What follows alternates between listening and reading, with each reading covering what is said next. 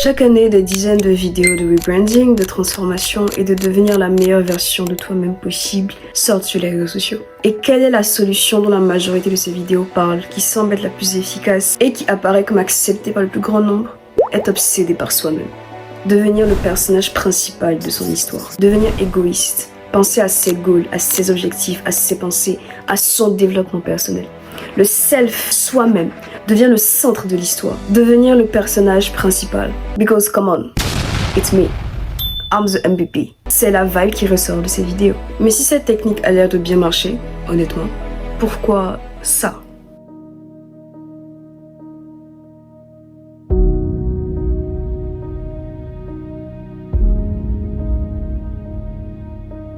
Des dizaines d'articles, de vidéos essais, d'enquêtes internationales sur la génération Z déclarent des niveaux de mal-être et de détresse émotionnelle extrêmement élevés. Ce qui a donné lieu à de nombreuses vidéos essais que j'ai beaucoup regardées qui essaient de répondre à cette question: est-ce que notre génération est la plus malheureuse de toutes? Et même si les réponses sont relativement et objectivement partagées, la question m'intéresse vraiment parce que je fais partie de cette génération. Alors j'ai analysé des vidéos, des articles, des études pour essayer de comprendre quels étaient les principes de vie de cette génération. Qu'est-ce qui nous motive? Qu'est-ce qu'on utilise comme système de pensée pour pouvoir bâtir une vie dans laquelle on est triste, dans laquelle on est malheureux, dans laquelle on est en détresse. Et c'est là que toutes les vidéos de self-improvement, de self-care dont j'ai parlé au début sont apparues. Alors après les avoir décortiquées, je suis arrivée à cette conclusion. Self-centered improvement is self-destruction. Self-help is self-destruction. L'amélioration personnelle centrée uniquement sur soi conduit à l'autodestruction. Et avec cette vidéo, j'aimerais te le prouver. J'aimerais te montrer les limites de ce raisonnement et pourquoi est-ce qu'il nous détruit et te proposer une autre solution. D'ici la fin de cette vidéo, tu pourras soit me rejoindre sur des points, soit penser que je suis complètement folle. Et ce n'est pas grave, mais allons-y, suivons-nous. Laisse-moi essayer de te convaincre en 4 points essentiels. Self-centered improvement is self-destruction. Les efforts personnels qu'on fait pour se développer, pour devenir meilleur, pour évoluer, conduisent à la fin, ont pour finalité l'autodestruction. Ce n'est pas que dans le processus, tu ne peux pas voir d'évolution. C'est que le résultat qui sera atteint à la fin de ce processus est la destruction personnelle. Pourquoi je dis ça?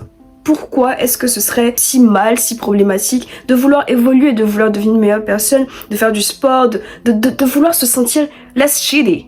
Yeah, because that's how people feel. L'analyse des personnes qui sont vraiment versées dans le self-improvement, et quand je dis vraiment, c'est vraiment, démontre que la plupart de ces personnes ont ressenti à un certain moment de leur vie un fort sentiment d'infériorité, un fort sentiment de honte par rapport à qui ils étaient, par rapport à ce qu'ils représentaient. Que ce soit parce qu'ils ont été harcelés à l'école ou parce qu'ils ont eu l'impression de ne jamais obtenir quoi que ce soit, il y a un sentiment de honte, d'infériorité, de « je ne suis rien » qui pousse la majorité à vouloir se développer, à vouloir devenir meilleur parce que tu n'as pas envie de rester cette personne que les gens ont dit que tu étais, parce que tu n'as pas envie de te regarder dans le miroir et de détester la personne que tu vois. Le self-improvement apparaît comme la meilleure solution pour pouvoir devenir une meilleure personne. Même si la majorité n'accepteront pas, parce que personne n'a envie de passer pour une victime, personne n'a envie de passer pour une personne faible.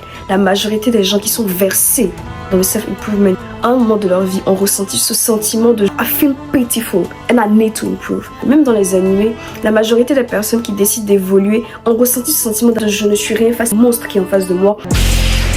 La lumière que tu dégages est bien trop pâle comparée à la mienne. Je ne peux plus perdre. Il n'en est pas question. À la personne qui est en face de moi, donc je refuse de continuer à me sentir honteux, donc je veux self-improve. Réussir et devenir meilleur, prouver aux autres qu'ils ont eu tort et essayer de se prouver à soi-même quand on vaut la peine, devient donc une réponse à cet état de tristesse, à un sentiment qui anime et qui brûle l'âme. Le problème est que le self-improvement s'attaque aux fruits, pas aux racines.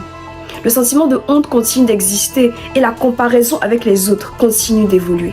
Parce que tu as atteint un certain sommet. Mais arrivé à ce sommet, une autre forme de comparaison arrive. Une personne beaucoup plus grande, beaucoup plus importante, beaucoup plus capable que toi apparaît. Et ton sentiment de honte augmente. Ton sentiment d'infériorité revient. Et il faut que tu ailles plus loin dans le self-improvement. Le self-improvement nous aide à développer certaines capacités et à passer certaines barrières. Mais le sentiment de honte, le sentiment d'infériorité qui a motivé à l'origine, qui a créé des racines, n'a pas disparu. Le self-improvement change les fruits, mais pas les racines. C'est ce que cette créatrice de contenu disait dans cette vidéo. Oftentimes the people that feel like they need improvement are people that have been shamed in the past. They're the people that have been ignored or have been rejected, have been shamed, have been left out. These are going to be the people that have the most motivation to do something about themselves. Pense-y, pourquoi tu veux tant self-improve? Quelles sont les raisons, quelles sont nos motivations qui nous donnent de tourner vers le self-improvement qui, encore une fois, a ses effets? Parce qu'on voit des personnes qui évoluent, qui grandissent, qui deviennent meilleures grâce à ça. Mais si on parle de psychologie, le self-improvement ne change pas ton state of mind. Il l'apaise, il le calme, il le tarit jusqu'à ce que nos situations arrivent et fassent ressortir ce qui avait été enterré. Ensuite, reconnaissant notre état d'être humain parce je suis blessée par beaucoup de choses, les êtres humains sont blessés par beaucoup de choses. C'est notre état d'être humain qui nous rend sensibles. Ton propre self, toi-même, devient insuffisant pour t'aider toi-même. Le self-improvement te dit d'utiliser cet état de détérioration émotionnelle pour atteindre un état d'amélioration émotionnelle. The self is not enough to make you improve. Parce que toi-même, tu es limité. Self cannot be healed by self. Self cannot be changed by self. Self cannot be improved by self. Parce que toi-même, tu es limité par toi-même. La phrase c'est moi versus moi suppose une contradiction interne qui est que tu es limité par toi-même. Donc, le niveau auquel tu pourras te développer est déterminé par toi-même, alors que toi-même tu es limité. Alors que toi-même tu es limité par tes propres incapacités, par ta propre tristesse, par ton propre sentiment de honte, par ton propre sentiment d'infériorité. Et autant que tu pourras travailler pour évoluer, à un moment donné, ça ne suffira plus. Self-improvement is not sustainable because humans are too flawed. Parce que les êtres humains ont trop de défauts, les êtres humains sont trop limités par eux-mêmes. Je ne suis pas en train de dire qu'il faut se déresponsabiliser, ce n'est pas le moment de partir, je suis en train d'expliquer les limites de ce raisonnement. En réalité, tu n'es même pas ce que tu penses que tu es. Ton self est limité et les limites peuvent être brisées, mais jusqu'à une certaine étape, jusqu'à un certain niveau. Dans un article du psychologue Ian Robertson intitulé Can the Self be healed by the Self? Donc, est-ce que le self peut guérir le self? Est-ce que tu peux te guérir toi-même? Il expliquait que les techniques d'auto-assistance, les techniques de croissance personnelle faisaient principalement appel à l'esprit conscient, comme le cortex cérébral pour le raisonnement, mais que ces techniques peinaient à lutter contre les influences inconscientes du système limbique, telles que les traumatismes de l'enfance ou les habitudes qui sont foncièrement ancrées en nous. Ainsi, ces approches individuelles de self-growth peuvent aider à réduire les signes d'anxiété, de tristesse, de déprime, diminuer les symptômes à court terme, mais ne parviennent pas à résoudre de façon profonde les causes de ces symptômes. Au contraire, elles créent sur le long terme un cycle répétitif, fondé sur l'égocentrisme. Et puisque cet ego est insuffisant, puisque le self est insuffisant, il entre dans un cycle où il essaie de combattre cette insuffisance par des raisonnements logiques, mais qui n'arrivent pas à soigner, à guérir sur le long terme. Test de peine, d'anxiété que notre génération rencontre, ce qui conduit cette génération à beaucoup d'isolement et de solitude. Ainsi, ce self-improvement a pour conséquence l'isolation, le repli sur soi, l'envie de constamment être seul. Le self trouve un refuge dans le self, alors que le self n'est pas capable de soigner le self, ce qui crée un cycle où on compte sur nous-mêmes de façon primaire. Ce désir purement égocentrique d'être obsédé par soi-même et de ne prendre en compte que soi-même dans ses prises de décision, dans qui on devient et d'ignorer toute autre action externe. Et c'est ce à quoi on est conduit dans les extrêmes de cette pensée. Donc je viens de soutenir que le self-improvement est self-destruction. Parce qu'à la fin, on s'isole, on s'éloigne des autres et on soigne les symptômes de façon temporaire sans apporter de solution de façon permanente. J'aimerais m'attaquer maintenant à un deuxième système de pensée qui aide à devenir le personnage principal de l'histoire. Si je ne peux pas m'aider moi-même à devenir une meilleure personne, au moins je peux faire de moi le personnage principal de ma vie, de mon histoire. Et je ne suis pas en train de critiquer fondamentalement le fait de vouloir faire ça. Je comprends l'idée, je comprends ce sentiment primaire de vouloir faire de soi le personnage principal, de sorte que rien d'autre n'existe pour échapper et pour éviter tout ce qui se passe autour et pour se sentir mieux. Et ça fonctionne à un certain niveau. Mais encore une fois, c'est un raisonnement qui est limité dans le temps et qui ne suffit pas. Parce que la réalité, c'est que tu n'es pas la personne la plus importante de la Terre. Le monde ne tourne pas autour de toi. Le monde ne revolve pas autour de ta vie. C'est peut-être une pensée qui est intéressante et qui aide à te sentir meilleur pour un temps. Mais ce n'est pas le cas. Autant que tu es spécial, autant d'autres personnes sur la Terre sont spéciales. Autant que tu es capable d'être intelligent, d'être créative, d'autres personnes sur la Terre sont capables d'être intelligentes et d'être créatives. Ta personnalité, ta spécificité a de la valeur, mais elle n'a pas plus de valeur que celle d'une autre. Tu n'as pas plus d'importance que la vie d'une autre. Les gens ne sont pas des personnages en background de ton histoire et toi tu es le personnage principal de cette histoire. C'est une pensée qui a été communiquée au travers de l'industrie du divertissement, par les films, par les séries, mais ce n'est pas vrai. Et le problème est que c'est brutalement qu'on se rend compte de cette réalité. Quand les portes se ferment, quand on n'arrive pas à avancer, quand on n'arrive pas à évoluer, qu'on se rend compte qu'il y a des gens meilleurs que nous et que notre vie dépend pour un travail d'un employeur, pour une relation de la personne qui est avec nous. Quand en fait, les autres sont une grande partie de qui nous sommes. Que le monde dépend de notre interaction avec les autres individus et de ce qu'ensemble on produit. Sortons de nos bulles égoïstes. Le monde ne tourne pas autour de nous. Autant que je fais cette vidéo, autant qu'il y a des milliards de vidéos qui sont sur internet et qui seront peut-être plus intéressantes que la mienne. Je m'en rends bien compte, mais je le fais quand même parce que je me dis que la façon dont je l'explique, la façon dont je parle peut aider quelqu'un d'autre. Mais est-ce que je crois que ma vidéo, que qui je suis est plus important que d'autres personnes? Non. Parce que ce que je produis, d'autres personnes peuvent le produire de façon meilleure, de façon plus qualitative, avec un meilleur décor, etc. Mais je le fais quand même parce que je sais que je dois le faire. Si je veux me fonder sur moi, I will not be doing what I'm doing. Les autres sont une source de motivation. Les autres sont une source d'évolution. Il y a une phrase que j'aime beaucoup. Je vais retrouver l'auteur, je vais l'inscrire, qui dit « En regardant l'autre, je comprends qui je suis. » Revenons à l'état quand on était encore des enfants. On a vu des gens faire des choses extraordinaires. On a vu des parents, des aînés, des gens à la télé, des personnages de dessins animés qu'on a beaucoup aimés parce que moi, personnellement, les dessins animés, les animés que je regarde m'inspirent à devenir des meilleures personnes. On a vu cette personne et on s'est dit « Je veux devenir comme lui. Je veux devenir comme elle. Je veux devenir comme ça quand je serai grand. » On a trouvé qui on voulait être, qui on voulait devenir en observant l'autre. Alors pourquoi est-ce qu'on a quitté cet état de observer les autres pour nous trouver nous-mêmes, à s'observer nous-mêmes pour se trouver nous-mêmes? Le cycle, comme je l'ai expliqué tout à l'heure, fonctionne pas. Sur le long terme, c'est pas sustainable. Cette pensée de je suis le personnage principal t'empêche de voir les autres et de tirer dans les autres qui tu es.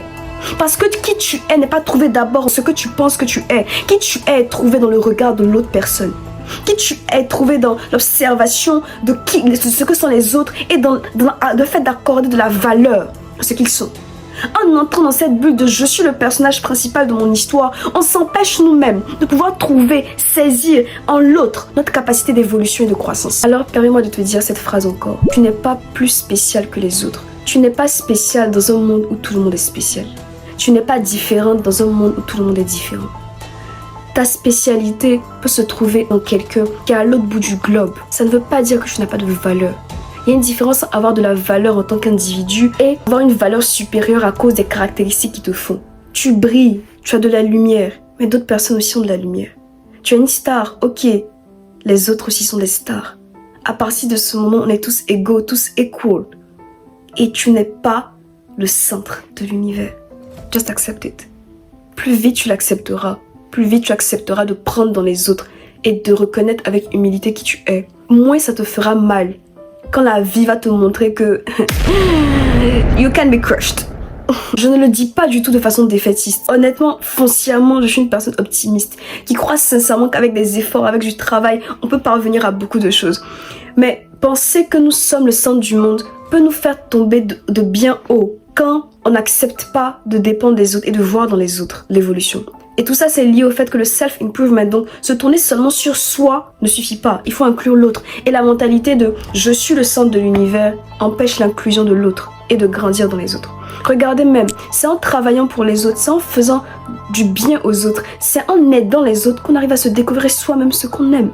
Donc le fait d'annuler le poids de l'autre brise une partie de notre découverte de soi. La découverte de soi est fondée sur la découverte de l'autre. La découverte de soi se fait par la découverte de l'autre. Ce qui me fait venir au troisième point de cette vidéo, peut-être le plus complexe par rapport à ce que j'ai expliqué ici. Tu ne peux pas devenir la meilleure version de toi-même parce que tu ne sais pas qui tu es. Je vais expliquer. Pour devenir la meilleure version de toi-même, il faut arriver à visualiser cette version. C'est une version de toi qui fait du sport, c'est une version de toi qui perd du poids, c'est une version de toi qui a plus confiance en elle, c'est une version de toi qui saisit les opportunités. Le problème est que l'homme est le fruit de l'environnement dans lequel il se trouve. Nous sommes le fruit de notre éducation, de nos parents, de nos amitiés, de nos relations, il y a trop de facteurs qui influencent qui nous sommes. Et le fait même que tu crois que la meilleure version de toi ressemble à une certaine image est influencé par des facteurs extérieurs à toi-même. Ce que tu penses que tu dois devenir est déterminé par ce que la société t'a inculqué comme étant ce que tu dois devenir. La vérité est qu'on pense qu'on est autonome dans notre décision de devenir qui on est, mais ce n'est pas le cas. On pense sincèrement que le self-development est fondé sur une autonomie totale, alors que ce qu'on considère comme étant essentiel, ce qu'on considère comme étant important et qu'on veut devenir, nous est dicté non pas par nous-mêmes, mais par l'environnement dans lequel on se trouve. Ça veut dire que tu peux vouloir devenir quelque chose et te dire que cette chose, cette personne, c'est ce qui est bien.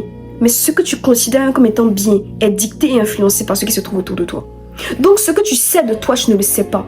Ce que tu penses que tu es, tu ne le connais pas. Tu ne sais pas vraiment qui tu es. Parce que ce que tu est vu au travers de filtres externes. Ce à quoi tu aspires comme étant un idéal, ce à quoi tu aspires comme étant la meilleure version de toi-même, peut être le fruit de ce que tu as internalisé comme étant un idéal par la société et pas par toi-même. J'essaie juste d'expliquer que le processus de détermination de qui on est n'est pas autonome. Et que penser que le self-improvement m'aide à atteindre la personne idéale que tu es, en réalité, est faux. C'est pour ça que toutes les vidéos parlent de rebranding, se réinventer. Des versions de toi qui changent de janvier à juin, de juin à décembre. Tu es une personne en mars et tu es une autre personne en juillet. Parce que tu ne sais pas réellement qui tu es. Parce que tu es encore en train d'essayer de te bâtir. Il s'agirait alors de renoncer à qui tu crois être pour devenir ce que tu es depuis l'origine. Il s'agirait de t'observer avec un œil complètement externe pour pouvoir avoir une analyse correcte, réelle de qui tu es. Mais ça, c'est impossible, non? Personne ne peut s'observer de façon externe. Personne ne peut avoir une vision complètement rationnelle de soi. Personne, aucun humain ne peut faire ça, n'est-ce pas? C'est la raison pour laquelle on arrive à la 4e partie de cette vidéo. Pour pouvoir s'observer d'un œil parfaitement rationnel et dénué de tout biais, il faudrait mourir et renaître sans aucune trace de biais environnemental, de biais lié à ta couleur de peau, de biais lié à ta culture. Il faudrait renaître et être une sorte d'esprit, surtout qui n'est pas influencé par le monde matériel, par les attentes de ses parents, de ses amis. Et ça, c'est impossible. Sauf dans le christianisme. Please, be here with me. Écoute ce que j'ai à dire. Tu as juste à entendre, tu as juste à écouter dans le contexte de cette vidéo. Dans le christianisme, je te parlais du Dieu du christianisme. Il faut bien que je centre mon propos parce que je ne parle pas de bouddhisme, je ne parle pas de l'islam. Je parle du Dieu des chrétiens, je parle du christianisme. Dans le christianisme, lorsqu'on vient à Jésus-Christ, la Bible dit qu'on meurt et qu'on revit. Et ce n'est pas une image, c'est ce qui se passe. Tu meurs et un nouvel esprit t'est donné. Un esprit qui n'est pas influencé par les biais sociaux, économiques, culturels, environnementaux, qui n'est soumis à aucun biais parce qu'il est connecté directement au ciel, directement au monde spirituel. Qui a la capacité, qui te permet de t'analyser de façon profonde, dénué de ses biais, de sorte à pouvoir te connaître et à savoir ce que Dieu, celui qui t'a créé, celui qui t'a bâti, celui qui te connaît mieux que tu te connais toi-même. Parce que comme je l'ai expliqué, on ne peut pas se connaître parfaitement soi-même. Donc tu entres dans un état qui est totalement dénué de biais. Et tu pourras me dire, mais la religion c'est une influence. Oui, la religion c'est une influence. Sauf que je ne te parle pas de religion. Je te parle de rencontrer un Dieu qui est totalement dénué de l'emprise des hommes. Si l'église et si la religion, si le christianisme a pu te faire te sentir mal, je m'excuse de la part de tous les chrétiens, je m'excuse de la part de toutes les églises qui ont pu te blesser. Mais le Dieu que je connais, le Dieu que j'ai rencontré, celui que j'aime de tout mon cœur, celui qui a changé ma vie, m'a fait comprendre qui j'étais. Et je peux faire cette affirmation parce que je connais un Dieu qui m'a transformée. C'est la raison pour laquelle la solution que je propose à l'incapacité du self-improvement de nous faire grandir, c'est de deny yourself, c'est de renoncer à toi. Et là, tu vas te dire, oula, ça va trop loin. Comment est-ce que le fait de renoncer à moi-même peut m'aider à me connaître moi-même? Comment est-ce que le fait de renoncer à qui je suis peut m'aider à me connaître moi-même? Pourtant, c'est quelque chose qu'on constate beaucoup dans la vie. Je veux te donner des exemples tangibles pour que tu comprennes. Dans les animés, quand un personnage arrive à un état où il est dépassé, il renonce à tout ce qu'il sait. Il renonce à tout ce qu'il a connu. Il renonce à tout ce qu'il a appris pour pouvoir apprendre de nouveau. Le principe de renoncer à soi-même consiste à renoncer à qui tu penses que tu es pour devenir qui tu es vraiment. Renoncer à l'image qui t'a été construite devenir ce que Dieu dit que tu es. Et ce que Dieu dit que tu es valide et a du poids parce que c'est lui qui t'a créé. Celui qui a mis ton esprit dans ce corps, celui qui a bâti ton âme et qui, au travers de la nouvelle naissance, te donne un esprit qui permet de le connaître totalement et de renoncer à ce que le monde a pu déposer en toi. Donc, tous les biais psychologiques dont on parlait, pour devenir qui tu es vraiment, tu dois renoncer à qui tu penses être. Tu dois renoncer à qui tu penses que tu dois devenir pour comprendre qui tu es réellement, en lui, en Dieu, et devenir qui tu es depuis le commencement. Ce en quoi les chrétiens croient, ce en quoi je crois, c'est que notre esprit a été façonné depuis le commencement et qu'on a juste été placé dans un corps pour accomplir les œuvres qui ont déjà été prévues d'avance pour nous. Donc il ne s'agit pas de trouver par toi-même un moyen de t'en sortir dans un monde aussi chaotique, de te connecter à ta source qui est Dieu, pouvoir devenir la raison pour laquelle je t'ai mis cette terre. Toutes les questions que nous nous posons de qui nous sommes, qu'est-ce qu'on doit devenir, qu'est-ce qu'on doit faire se trouvent en Dieu. Et quand tu renonces à toi, dans le sens de renoncer à ce que tu penses que tu sais de toi, tu changes. Réellement. Tu n'as pas besoin d'un énième rebranding. Tu n'as pas besoin de te transformer encore. Tu as besoin de naître de nouveau et d'être retrouvé en Christ. La solution au self-improvement est to deny yourself. Deny yourself. Le seul moyen réel pour l'individu de se développer et de réellement grandir et de réellement t'aimer sur le long terme, parce que je ne parle pas de court terme, c'est Jésus-Christ. C'est en lui que se trouve cette solution. Donc, self-improvement is self-destruction. Et la solution à ce self-destruction, c'est de deny yourself. Pour cette année 2026, ne cherche pas à te réinventer. Renonce à toi-même et nais de nouveau. C'est le meilleur nouveau départ que tu pourrais faire. J'aimerais vraiment savoir les points qui ont résonné avec vous, les points qui vous ont parlé, les points sur lesquels vous n'êtes pas d'accord ou sur lesquels vous voudriez plus d'approfondissement. Je crois sincèrement que la solution pour notre génération, de sortir de cet état de tristesse, d'isolation, est trouvée en Dieu. C'est la raison pour laquelle les chrétiens ne croient pas juste en une religion, elles croient en une transformation de l'être humain. Le christianisme est fondé, est rooted dans un amour sincère de Dieu pour les hommes, de sorte que tous les domaines de notre vie l'intéressent. Je crois sincèrement que chaque point de la Bible a été bâti, créé pour transformer l'homme et pour le faire atteindre un état de croissance et de développement qui n'est pas égoïste, mais qui est fondé sur Dieu. J'aimerais vous le démontrer plus sur cette chaîne. J'espère que ça vous a plu. Si ça vous a plu, dites-moi pour que j'en fasse plus. Et allez-y, discutons aux commentaires. En attendant, on se retrouve dimanche prochain dans une prochaine vidéo. Bye.